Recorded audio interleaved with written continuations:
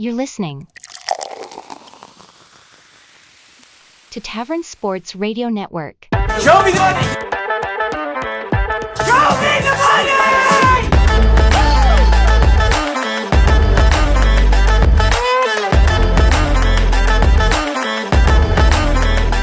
Show me the money. Welcome back to the Show Me the Money podcast brought to you by Tavern Sports. Happy Thanksgiving. Thanksgiving is, when this episode drops, it's going to be today. Happy Thanksgiving. Hope you're all enjoying your Thanksgiving festivities, big dinners tonight. Josh and Ty, I know you guys are going to be together tomorrow. Am I right? Friday. Okay. I will be working Black Friday, so I won't be able to communicate with anybody. So I got to make sure I get all of my bets in tomorrow.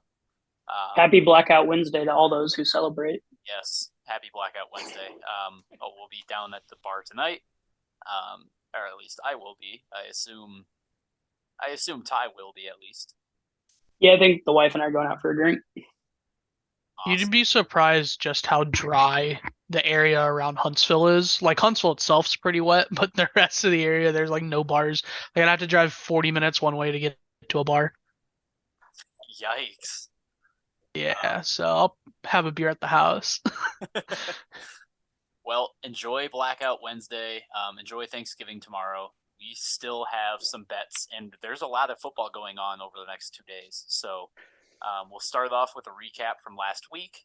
We went 50% wins on our locks last week, so kind of broke even on that aspect of it. I took the Washington money line.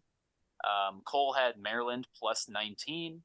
Clark had Okie State minus 6.5.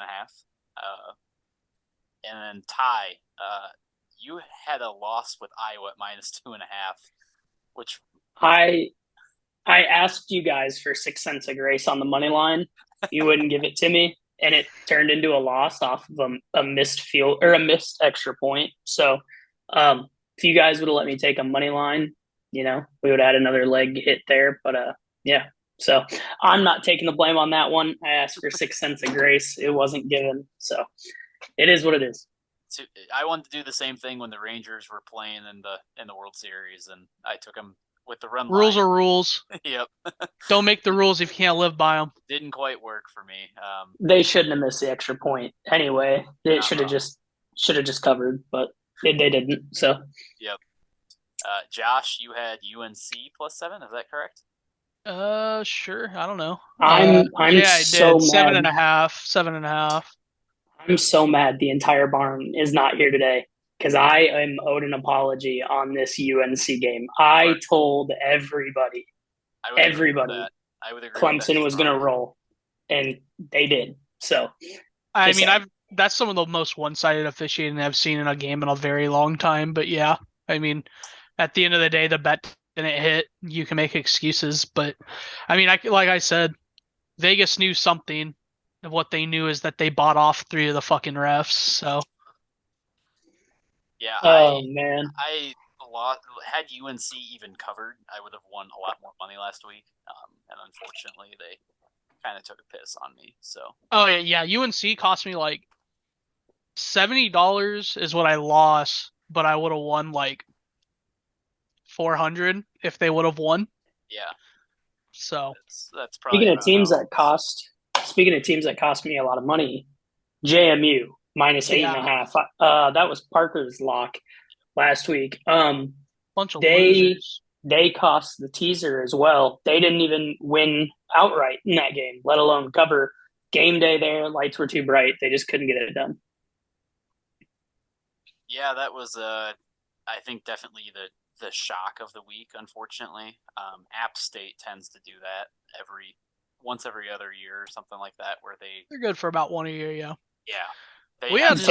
Taking UNC always goes to overtime with App State. They're a pesky bunch. Yep. We had just a straight up, rough week as a podcast last week. I mean, that's our first losing week in a while. Yeah. But hey, it's a brand new week is the best part. We have number 22 Iowa going into Nebraska. Nebraska actually a favorite in this one at minus 2.5. The over. I thought we set a record with the over. Jesus Christ! I hadn't looked at the total. Oh my god! I thought we set a record 2 weeks ago. We are. We're setting a record. We really set a record this time. Over under is 26.5. It's hard to 20. I have 22.5. No, the line is 26.5. However, FanDuel we don't like to promote specific sports books, but they have the line open to where you can bet under 2.5 on this game. Like that's actually a line you can bet. The over under for the entire game at 2.5 is plus the 6,000. Like the fact that you can even bet that is ridiculous. But if you guys were thinking under 21 here, plus 196, plus 196, under 17, plus 360, like that one sounds nice. Like there's some funny lines that you could do here. I'm gonna go definitely Iowa plus 2.5, and the under, but I'm not gun shy of taking Iowa money line. But if you're gonna give me points, I'll take them. Give me the Iowa money line. The Hawks are 9-2. They're not losing to Nebraska. Like, of all the teams that they could have lost a third game to, it's not going to be to Nebraska football. So give me the Hawks at minus, or actually just give me the Hawks money line. But I don't know. I'm not necessarily leaning toward the under, I think, for the first time this year on the Hawks. I mean, Nebraska's like coming on as of late. Matt Rule's finally got like his system implemented and the boys are following it. They need a win to get into a bowl. So they're going to be buzzing, but I still think Kirk has the boys fired up. You can't lose the game before the Big Ten championship game. Like, you got to come in tight. So I feel like that's why we probably see the line where it is Iowa's already locked for the Big Ten championship, and Nebraska needs a win to get bowl eligible. So maybe the Hawks, if it's a tight one, pull everyone at the beginning of the fourth, just saying we don't care. But at the same time, a 10-2 record in the regular season, like, that helps the Hawks get a better bowl game. I mean, that gets you in conversation for New Year's Six. I don't think anyone's crazy enough to think they'll get a New Year's Six. They're just not exciting enough as a football team for the big money bowls to want them around. But they could be I don't know, New Year's, or like the second or the 30th or something like that. Maybe a Christmas bowl game or Boxing Day bowl game. Who knows? The Hawks to the Outback Bowl again? Maybe. Actually, the latest prediction I saw was us getting Ole Miss in the Citrus Bowl. So some people have us in a New Year's Six, some don't. I mean, fuck, it would be comical to see us in a New Year's Six with absolutely no offense. I think if we're 10-3 and keep it respectable in the Big Ten championship, then we're probably a New Year's Six team. But I got Iowa money line. I want to go over. I understand how good the defenses are in this matchup, but I think sportsbooks are starting to get a little carried away at this point. I think broke, they're flying. Don't fix it. Ain't broke, don't fix it. I'm still hammering the under on this. Tell it don't hit. I probably won't touch it, to be honest with you, but yeah, I like Iowa money line. This week is actually going to be like a fun one because we have meaningful games Thursday, Friday, Saturday, Sunday. Like, it's going to be a really good slate this weekend. Only college game on Thursday, always on Thanksgiving, the Egg Bowl. Number 9, Ole Miss, going into Mississippi State. Mississippi State, 10-point dogs at home. I'm going to take Ole Miss in this one. I just see Ole Miss rolling. I kind of like this line a lot better at 9.5. Currently, I'm seeing it actually live at 10.5. So I would buy that down to 9.5 to feel better about it. But I'm pretty sure Ole Miss just rolls here. Jackson Dart's going to tear them up. I've watched Mississippi State play a couple times this year, and it's not great. So, what say you guys? Yeah, Mississippi State's not very good at football. I mean, they lost to Auburn, and Auburn's really bad at football. And they also lost, or I guess they beat Arkansas, but that was a 10-point 7-3 total. Yeah, it was a 10-point Yes, total football 7-3. game. Two really bad football teams. They got smacked by A&M a couple weeks ago.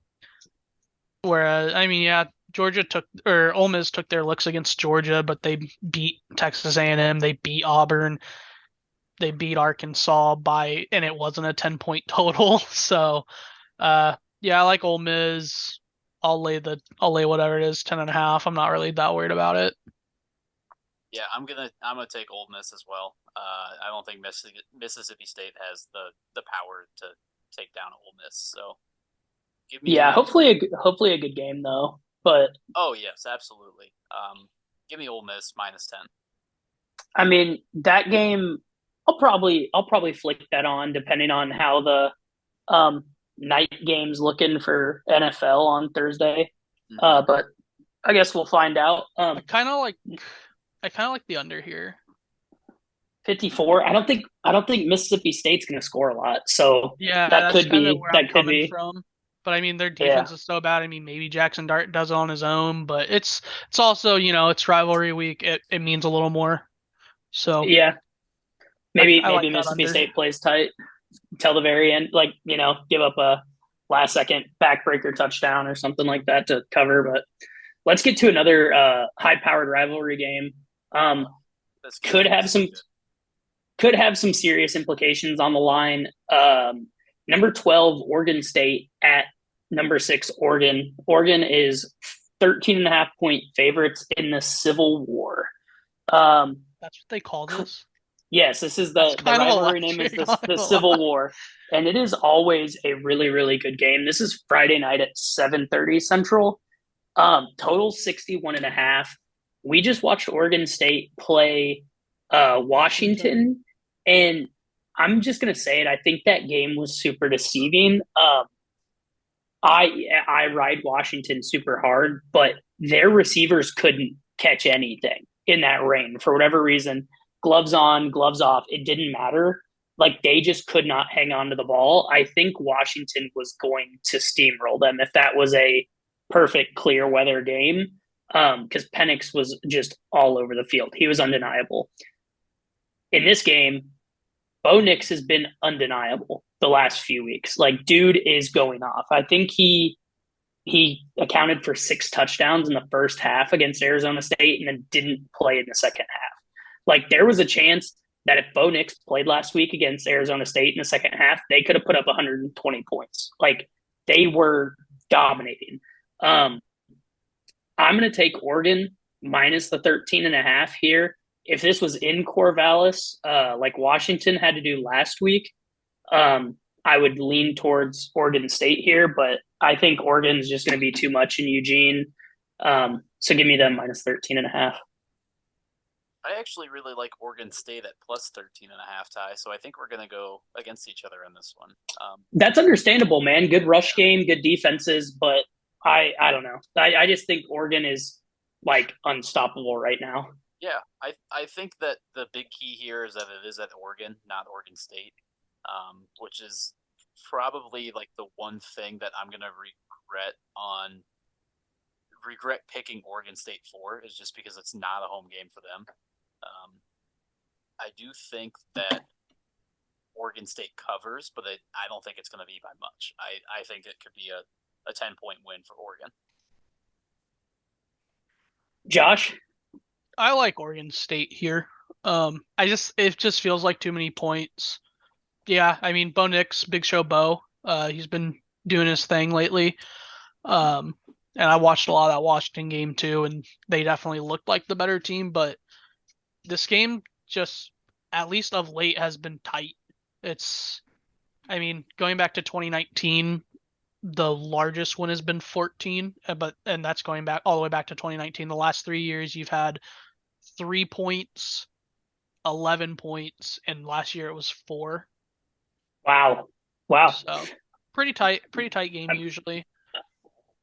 I mean, that kind of sways me a little bit. But do we know what Oregon's rush defense is ranked right now? Give me a second, I can get it for Because you. while you look that up, because like Oregon State, their rush game is really, really good. And I think that's how, if they're going to keep this game nitty gritty, they're going to have to run the ball effectively, own the time of possession, wear down Oregon's defense, and just keep it tight that way, which kind of makes me feel like the under could be in play. But I don't really know the line on this game for the total anyway. If you guys have that by any chance. 61.5. Seems what's the weather report? Because last week I don't think any of us were expecting 30-something degrees. Oh, cold. Yeah. Well, I mean, shit. That means those running backs for Oregon State coming down the hill are going to be bruising people. That's going to be a good one. Oregon's 11th, by the way. 11th in stopping the run. That's going to be a battle. That's going to be a fun one to watch. Oregon State is 18th in rushing. In rush defense. That's both of their rushing defenses. I'd be more concerned about Oregon State's pass defense against Bo Nix, to be honest. I mean, I'm not going to count that high just because, but I mean, no, it's just because it takes a second because there's a lot of scrolling, but 7, 8, 9, 10, 11, 12, 13, 14, 15, 16. They're only 17 positions behind the Ducks. And I mean, it's only 10 yards per game on average. So, I mean, think about what the Ducks, obviously Oregon State's, they don't play against Bo Nix every week, but last week they played against, Michael Penix. They played against Fafita. They got a good defense. They got a good unit. They got a good defense. Two good defenses, cold game. Give me the under 61. Seems like too much. Even though there's a chance that if Oregon just does what Oregon's been doing, Bo Nix could hang 61 himself. This game's gone under 61 twice. Quick math. No. It's gone over 61 9 of the last 10 years. One of them got all the way to 70. Damn, so the spread on this one went over 70.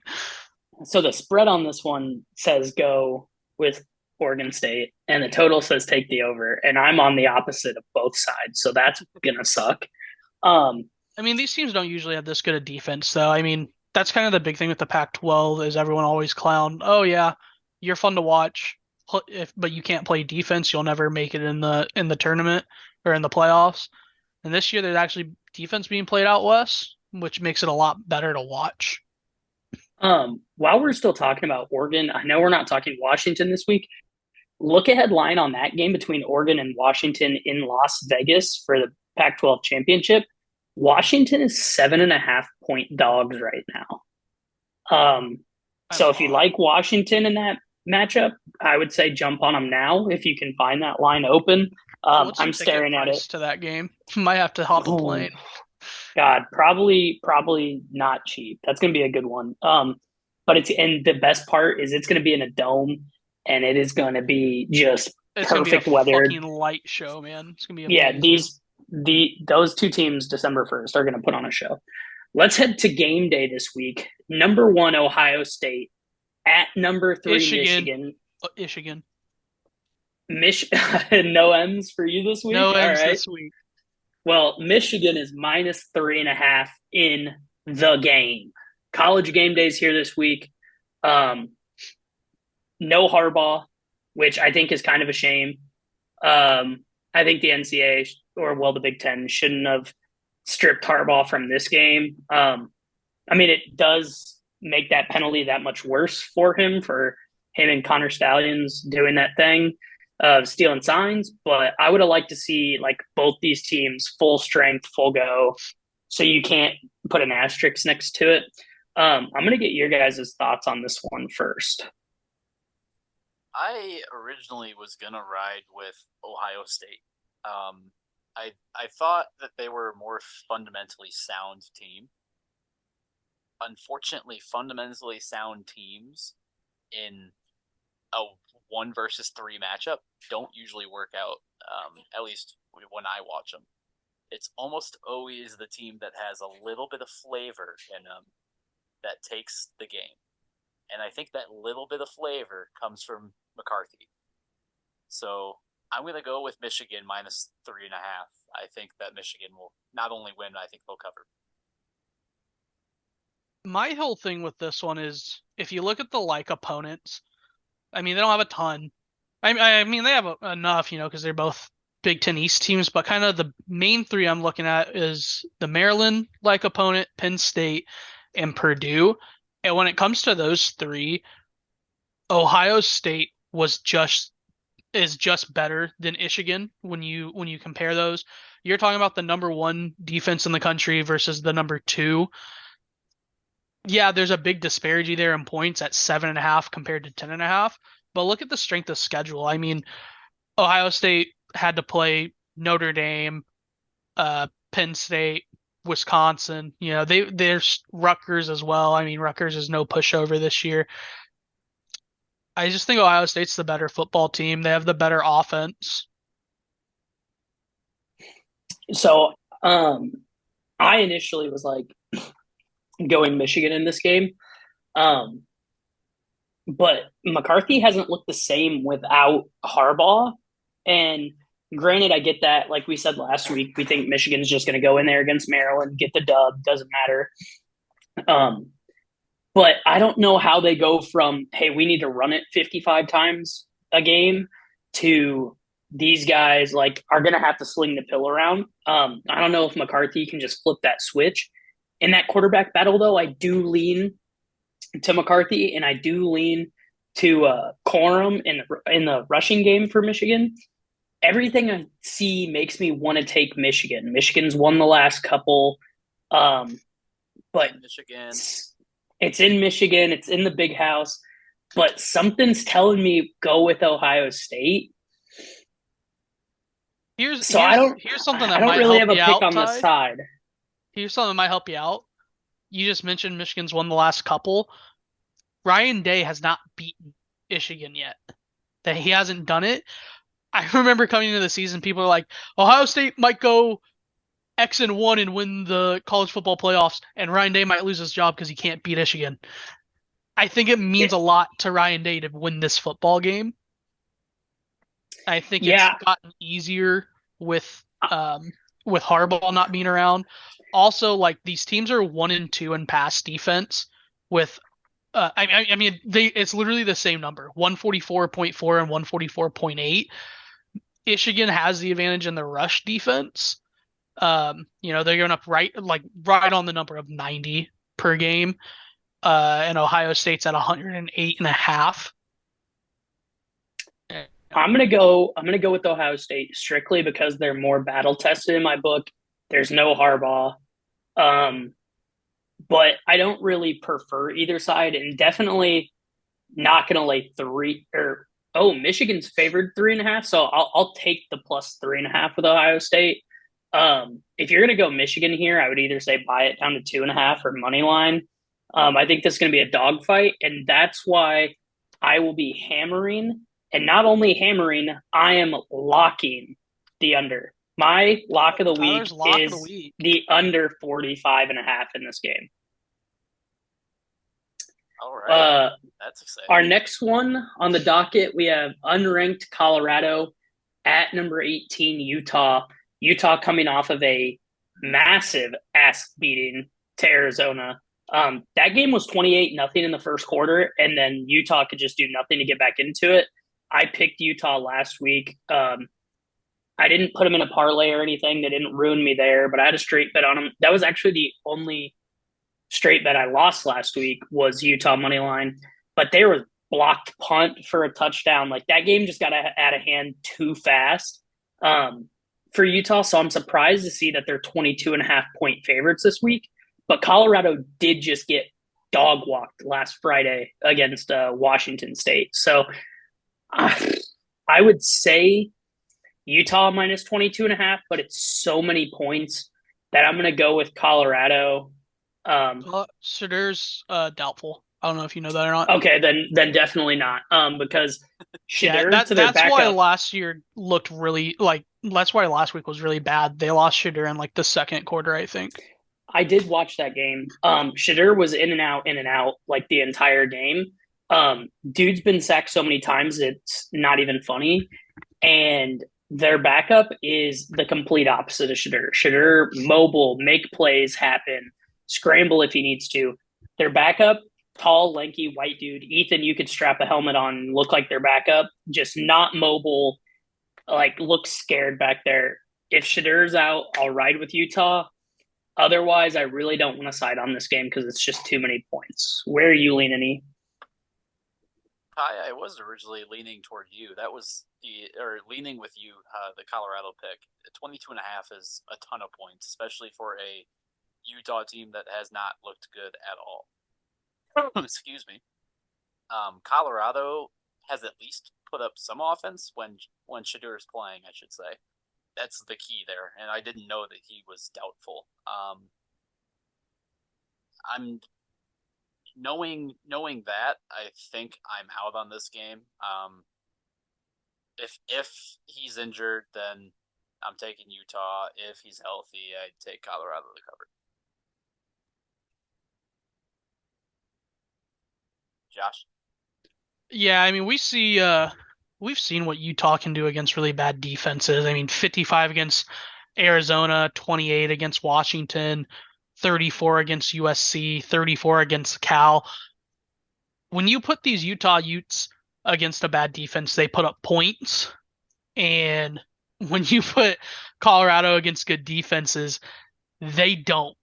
I mean, they put up 26 on Oregon State.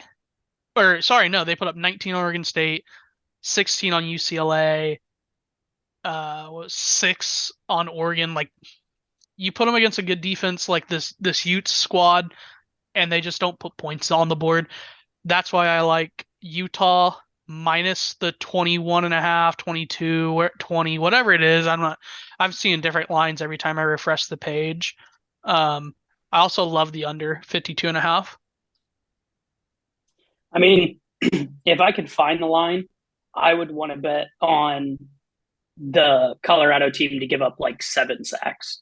And it might cash in the first half. Like, this team cannot block fucking anybody. I have this game live right now at 21.5. Give me, I guess, the alt spread to 20.5 so I cover a football number, and I'll take Utah at that. But if Shadur goes, I was thinking the same know. thing. But yeah, I like think this team I think can't this number block says anybody. Shooter's. I think the number says Shooter's not playing. That's what this number says to me.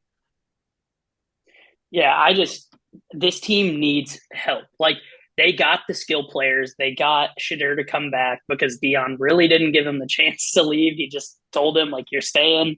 But they got to get some big boys in there. They got to get a defense in there. Like, I watched that game last week. They could not keep a clean pocket to save their lives.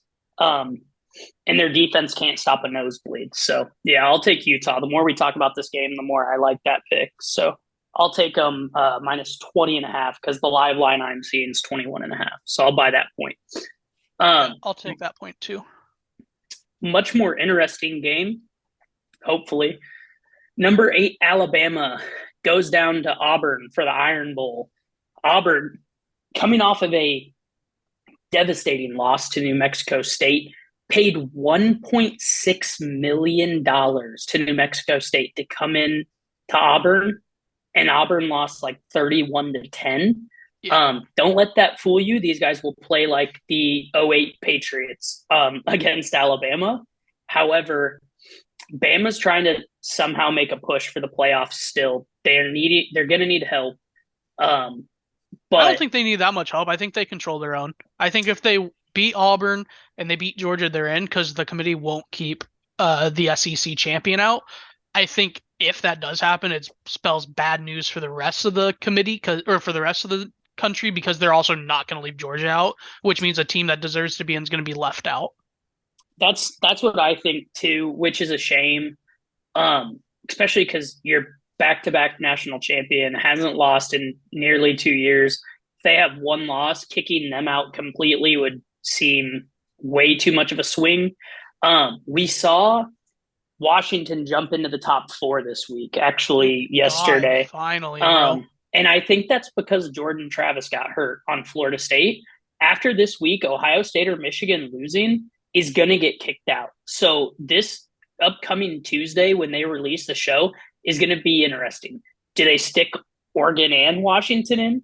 Do they stick Florida State back in if they're undefeated against Florida? Like, it's going to be an interesting week to see what they do, who they kick out, who they put in. Because you can't keep Ohio State and Michigan. It's definitely, the playoffs are shaping up to be a very interesting cut when it comes down to it. Let's play the scenario out, right? Alabama wins Saturday. Alabama wins the SEC championship game. We already said you're not leaving the SEC champion out. How can you justify putting Alabama in over a Texas team as long as Texas doesn't lose? If Texas is your Big 12 champion, Texas beat Bama straight up without their starting quarterback. I don't think you can justify that. So then if you want to use that logic, you can't leave Texas out. Well, we've all said, everyone across the country said, a one-loss Georgia team is a lock. They're not going to not put the back-to-back defending national champions into the playoffs. So there's 3. Who's your 4th team? Because out of those 4, you're going to have the Big Ten champion, the Pac-12 champion, which if it's Washington, then you have an undefeated Pac-12 champion, an undefeated Big Ten champion, and you're going to tell an undefeated conference champ that they're not in. The committee's backing themselves into a corner, and they better hope worst case scenario doesn't happen, because they're going to have to explain why realistically Texas is on the outside looking in, or God forbid Washington. You know what's going to really suck is if Florida State comes in and beats Florida this week. They beat Louisville in the ACC champion. They're still undefeated with their backup quarterback. Bama beats Georgia. Then what do? You're kicking out the undefeated ACC champion? Like, it's shaping up to be a rough decision. Worst case, Florida State wins this week, loses to Louisville, both X and 1. Whoever wins between Ohio State and Michigan somehow loses to Iowa. Then you have X and 1 non-conference champion, because Iowa would be X and 2, so they're out. Iowa's out even if they are the Big Ten champion. Washington loses to Oregon in the Pac-12 championship. Texas wins the Big 12 championship. Bama wins out. Georgia loses SEC championship. Then everyone's X and 1. And who are your 4 X1s? Because you can't do Florida State over Louisville, because Louisville just won. Just beat Florida State straight up. You can't do that. Do you say, okay, Big Ten representative, you lost to fucking Iowa? Honestly, if it were to play out that way, what I would like to see then at that point is just give me the 4 best, which in my opinion wouldn't be Texas. Give me Oregon, Washington, Georgia, Bama, and just I was going to say the same thing. Let it happen. But like that would be hottest of hot take, replay the conference championship games in the first round. I don't want double SEC. I don't want double Pac-12 in the championship game. I don't want that to be a chance. Just replay the conference championship games round 1. That'd be so much fun. That would be interesting. But then who do you put at 1? Like, doesn't fucking matter. Georgia, I guess, or probably. I mean, you couldn't after they lost but okay, that's all hypotheticals, yeah. And we got a lot of games to get through still. So where were we at on that one? I'm at Bama minus 14.5. Give me that point to 13, but I don't think I'm going to need it. They're not going to need it. Give me Bama minus 14.5. Okay, I'm going to say Auburn just to be devil's advocate, because it is the Iron Bowl and they could kick 6 them or something like that. So I just don't know how you can consciously put yourself there after after they lost a bye game to New Mexico State. I mean, granted, it's the totally Iron different Bowl. week. It's the It's Iron Bowl, but different. I think Bama rolls and Bama, like, they're looking hot at the right time. I think they roll. They're still trying to make a play. Like, well, let us in, let us in. So they're gonna have to dominate this one. Like, moving to our next one, not as interesting, but Jordan Travis being out makes it much more interesting now. Number 4, Florida State goes into the Swamp. Florida is 6.5-point dogs at home. I think if this game is with Jordan Travis, we're looking at Touchdowns, at least. Yeah, 2 touchdowns easily. And it's a shame that Jordan Travis got hurt against such a shitty team, North Alabama. North Alabama went up 13-0, and then the backup came in and they rolled with Florida State. Sucks to see him out. Florida State got booted from the CFP rankings. They're number 5 now. On the outside looking in, like we just said, they have a case to still be in if they win this game and then they go beat Louisville in the ACC champion. How are you keeping out an undefeated champion? I will take Florida State in this game. But I wouldn't be surprised if Florida's rushing attack keeps this one close. It's a backup quarterback bowl, though. Before you guys say, like, Jordan Travis is out, I'm riding against him, Graham Mertz is also out for Florida. So it is a backup bowl here. Not ideal, but I think Florida State's backup, who had all last week to tune it up against North Alabama, comes in here and gets a win in the Swamp in a gritty one. So that's where I'm headed. Yeah, give me Florida State minus 6.5 against Florida. I know it's in the Swamp, but they're not gonna. Like you said, it's backup bowl. I don't think that Florida State's just gonna drop off the face of the earth and fold over to their counterpart. Josh. Yeah, I mean, Florida State. That's the thing, man. With both the backups, you just can't look at the offensive numbers from the entire year. Like, they're moot. They're out of the building. But Florida State has a top 30 defense, and Florida has a barely 100th ranked defense in the country. I think even the backup who put up 58 last week, he'll figure out a way to win by a touchdown here. I like Florida State. Yeah, I'm really just riding with Florida State because of their defense here. Last one we have slated, number 24 UNC going into in-state rival NC State. The Wolfpack are 2.5-point dogs at home. UNC coming off a tough one to Clemson. NC State, I didn't keep up with them last week. I'm going to go ahead and take UNC minus the 2.5 here. Wouldn't be surprised if NC State does win this game, though. UNC's defense is just appalling, man. It is like the same thing as USC. It's so bad. Speaking of USC, I picked them last week. UCLA stomped the dog fuck out of Caleb Williams again. So, I mean, that dude, that draft stock might – I mean, he's still top 10, top 5. Well, that was 2 probably, weeks ago, wasn't it? USC didn't play. No, that was last week. Yeah, that was last week. Oh, they don't play this week.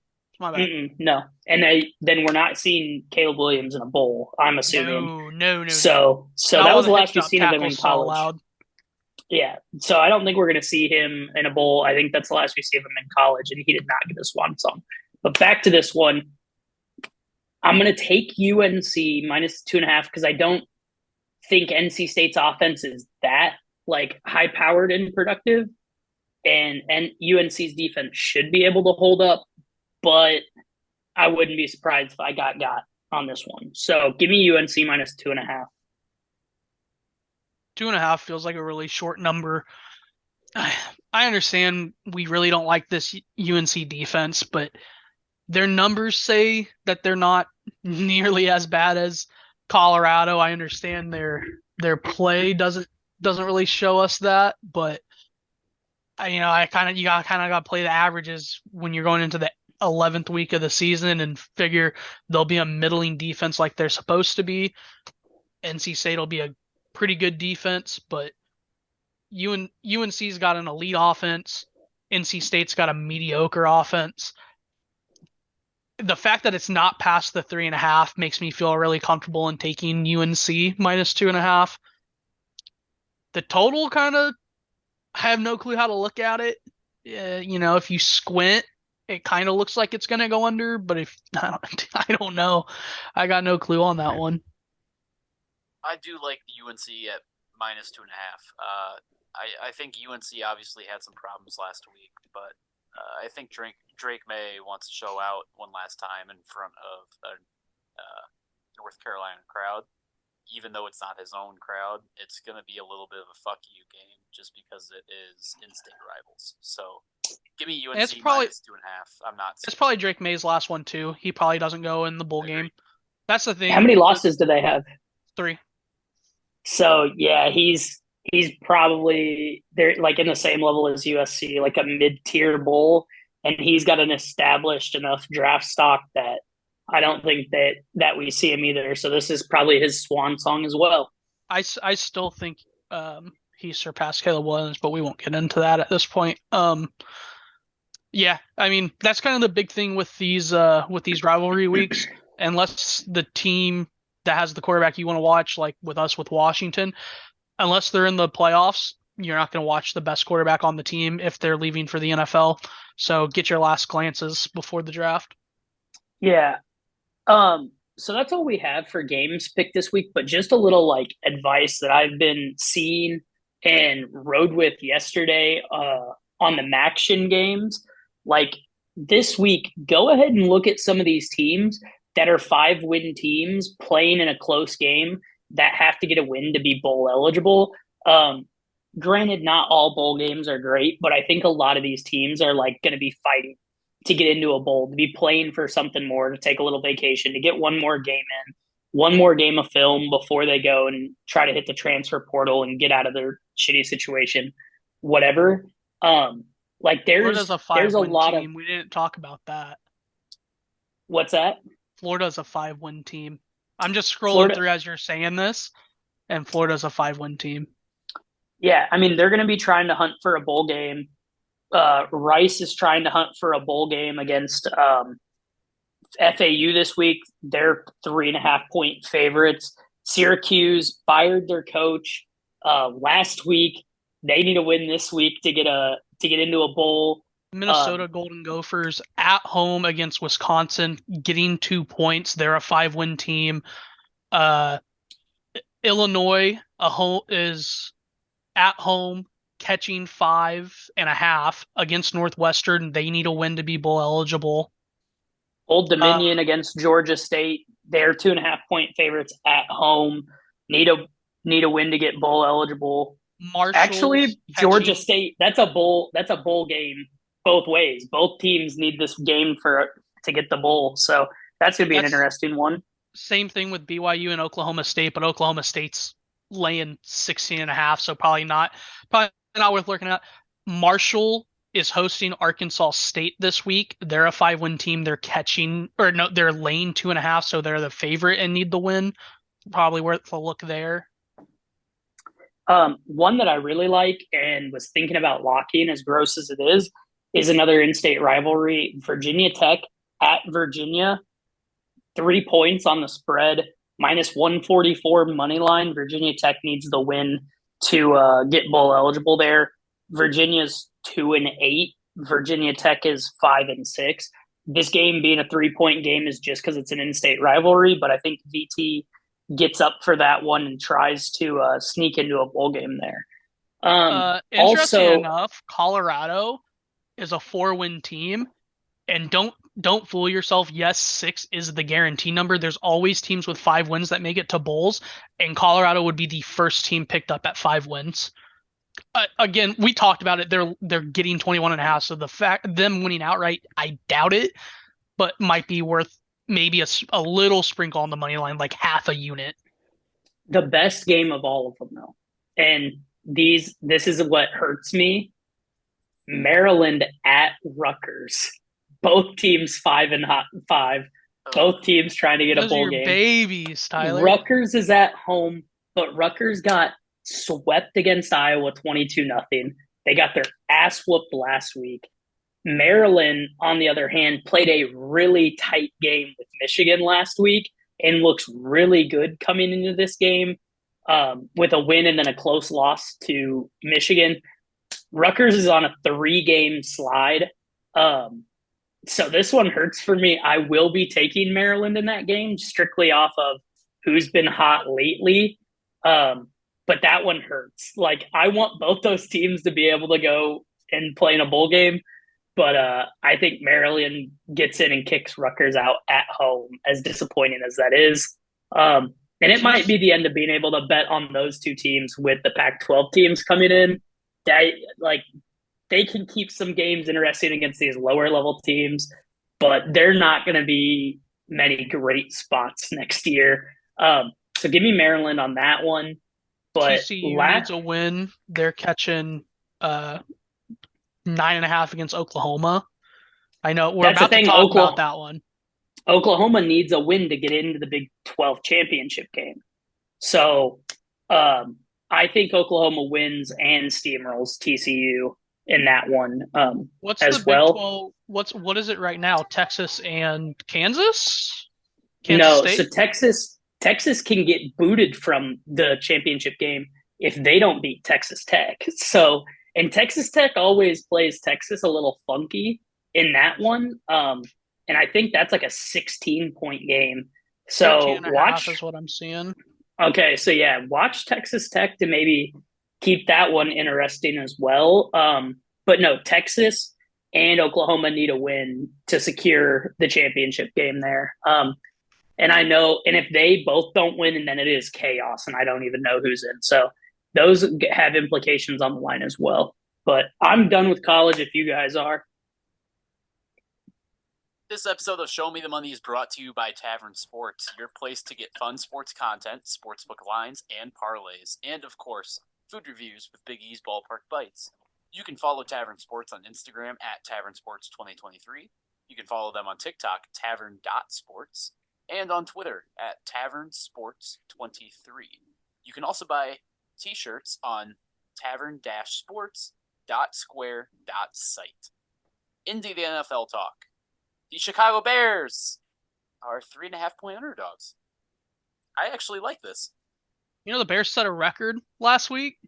Oh, God.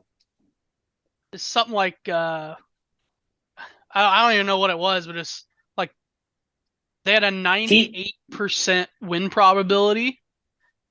And yeah, I saw it. It was like teams were like 48-0 in the situation the Bears were in and then lost it. That was abysmal.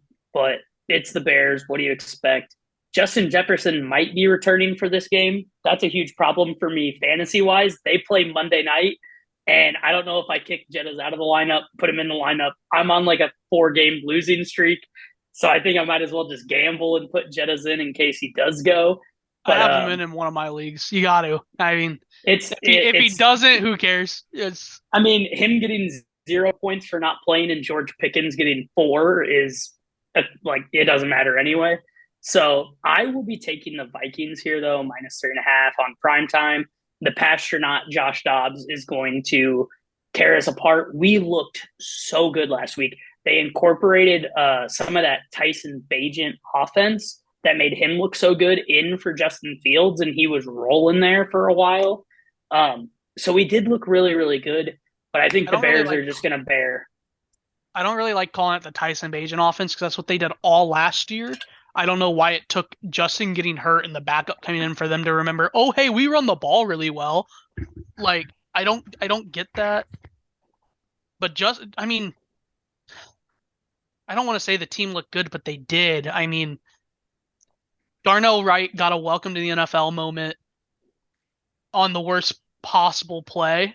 You know, he gave up a big sack that led to a fumble that gave them points. But, I mean, the defense has been looking better. The D-line's still not producing at anywhere near the clip they should be, which is kind of killing us. Actually, I did see one thing. Gervon Dexter, one of our second-round picks, he has the second highest pass rush win rate among rookie defensive tackles, he is one of two above 10.9% or something like that. He's at like 11.4. Any guesses on who the other person is that's above that number? Jalen Carter. Jalen Carter. Yeah, any idea what his percentage is? Probably in the like 20s. 21.3, I think it was. Yeah, Almost he's 10% been an better. animal. That's He's what been the an Bears. animal. That's what the Bears left on the board. They really did. They really did. They took a too. fourth.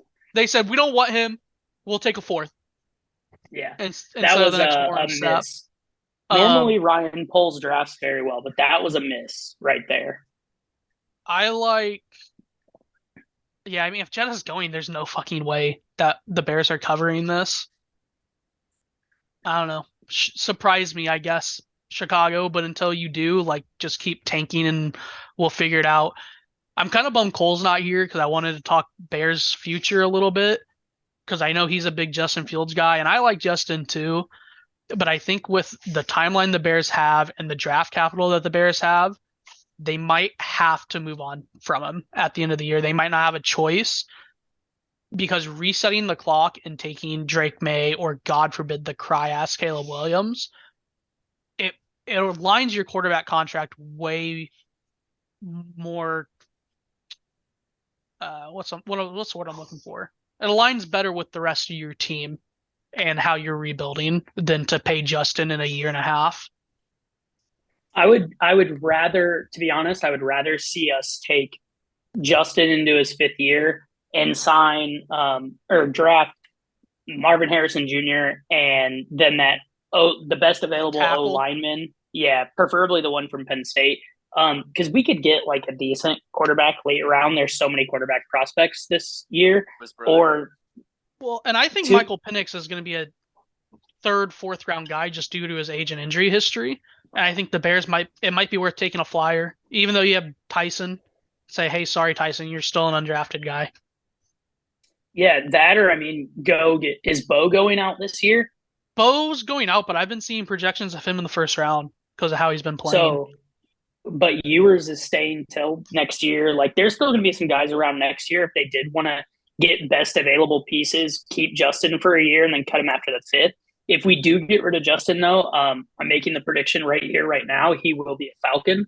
Oh, 100%. They'll trade him to the Falcons. We won't cut him. They'll trade him. Yeah, we'll get something back for him. But I'm gonna go Vikings here. Sounds like you're the same way. Ethan, do you have a pick on this one? I'm gonna go Bears plus 3.5. Yeah, you have more heart than I do. I hope you're right. For the record, just like real quick. I know we don't have them written down. There's some heavy lines on Thanksgiving tomorrow. I'll just be and Black Friday. We have the first Jets ever and Dolphins. Black Friday game. Yeah, I'm going to be taking all the favorites in the money line parlay at like plus 120. Lions, Cowboys, 49ers, and Dolphins.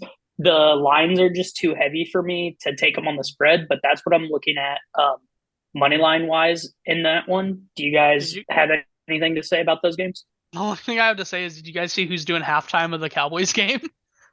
Dolly Parton. Dolly Parton, man.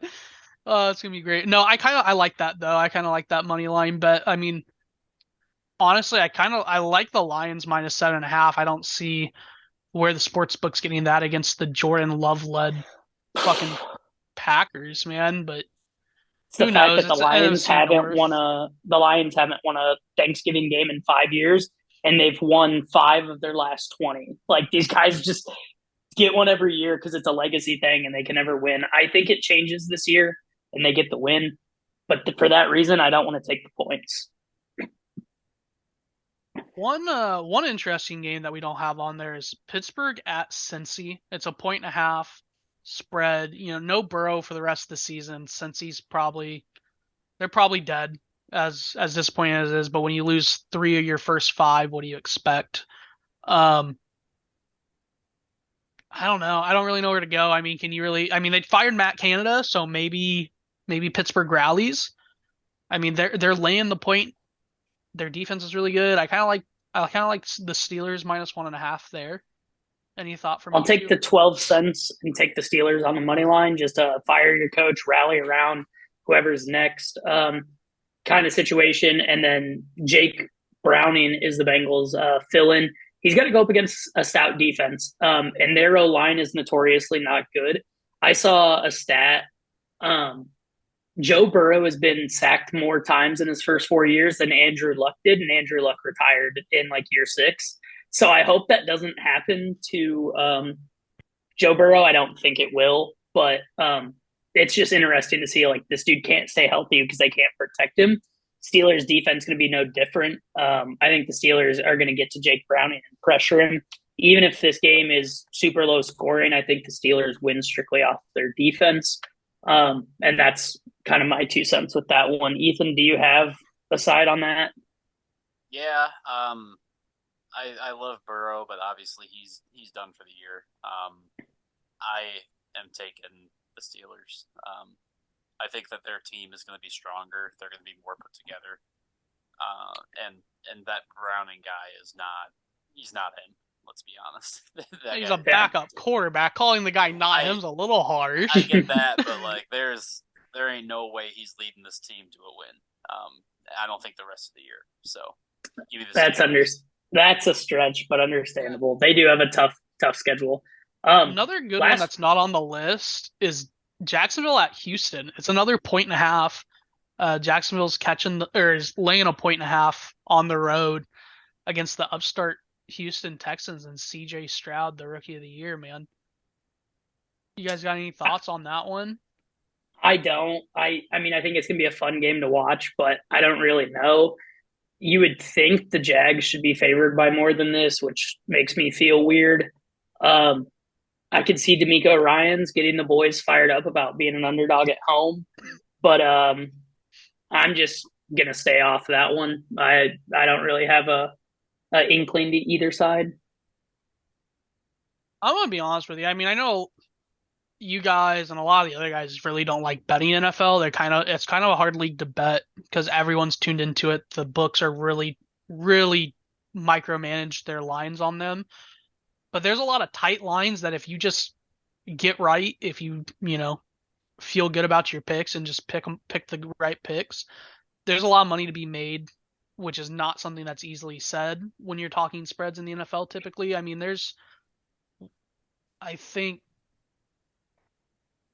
everything I'm seeing is the biggest spread on Sunday or Monday is 8.5 for Kansas City. Everything else is a field goal, 4 points, 3.5.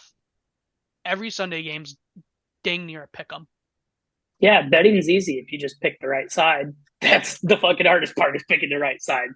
But let's get into our last NFL game, probably the most interesting one this week.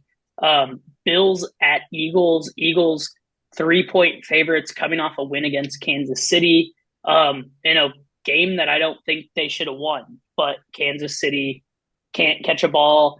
They had unfortunate fumble by Kelsey on the goal line. Like, I don't think that game should have ended with an Eagles win. I know this Eagle team is like, we win week after week, and people still don't believe us. I believe them full damn good and well. I think they're going to make a deep playoff run. And I'm actually going to take them minus the 3 this week against the Bills, strictly because the Bills are just in turmoil. I don't know what needs fixed up there, but Stephon Diggs hasn't been getting targets. He hasn't been getting open. He hasn't been getting catches. He hasn't been getting a lot of juice. Allen's leading the league in interceptions. The Eagles defense will punish that if he starts making mistakes. And I think the Eagles roll here. Jalen Carter, like we talked about earlier, is probably going to make an appearance in this one and get a sack. So I'll take the Eagles minus the 3. And it's kind of a shame that this one's not Sunday night. I wish this was a standalone, but it's definitely the best 3 o'clock game for sure. Where are you guys at? Yeah, I'm on the Eagles here. I mean, the Bills, I used to live up in the Buffalo area for a few years, so I watched a lot of Bills games, know a lot of Bills fans, and they're in turmoil this year. It is not good football to watch like it usually is. They just don't look like the Bills of the last couple of years, whereas Philly looks just like the Philly from last year. So give me Philly -3. I do like Philadelphia. I regrettingly bet against them when they were playing the Chiefs the other night. Well, Taylor was she there or was she supposed to be there? She was there. No, she wasn't. Or no, she was on tour. Her family. Yeah, she was supposed to be there. She wasn't. But so we got screwed. yeah, we all thought it was going to be a Taylor game. No Taylor. No Taylor. Well, it was definitely not a Taylor game. Look at the stats. No. But let's get into our locks this week. Unfortunately, with it being the holidays, don't have a full barn here. Cole's catching a flight from South Carolina back home to Arizona. He's locking Oregon -14 this week. Real quick, let's make sure that is still live line. It's actually 13.5, so I'll give him the grace of 13.5 with that one. I like that. Clark is rocking TCU +14.5. Who do they got this week? Oklahoma. That's what we were talking about. Yeah, that's going to be timeout. That line is 9.5. So I don't think his 14 is going to fly with our -150 rule here, boys. I don't know where he pulled that line from. Yeah, 13.5's -154, and 14.5's -180. So give him add a couple of points down to it. We can get 12.5 at -142. That's what he's getting. Yeah, that's right. That 12's a football number. 12.5 for Clark. Sorry, Clark, but don't know where you pulled that line from. So you get TCU +12.5. Parker is riding with Missouri -8.5 against Arkansas. I like that pick as well. Arkansas is just not a good football team this year. So feel good about that one as well for Parker. Ethan, where are you headed this week? Give me the Hawks, baby. We're not. I get losing the Big Ten championship. We're going to get our ass kicked in the Big Ten championship. We're not losing to Nebraska. Give me the Hawks. Give me the money line. All right, I like it. I already gave my lockout earlier. I said I'm taking the under of Michigan and Ohio State at 45.5. Even if you don't like that number, you could buy it up probably 2 points and get still under that 150 mark, but I'll take it at -45.5. So, yeah, give me the under there. Josh, where are you headed? Yeah, I just needed to double check the numbers. I'm on Arizona and Fafita -10.5 against Arizona State. Yeah, I think that's a good pick. Was 9.5 over the number? No, I just wanted to make sure that I had the number correct, and also I did absolutely no prep this week, so I wanted to quick check the stats to make sure that I liked the line. But I looked at it a little earlier. I was pretty sure I liked the line, and I just needed to convince myself.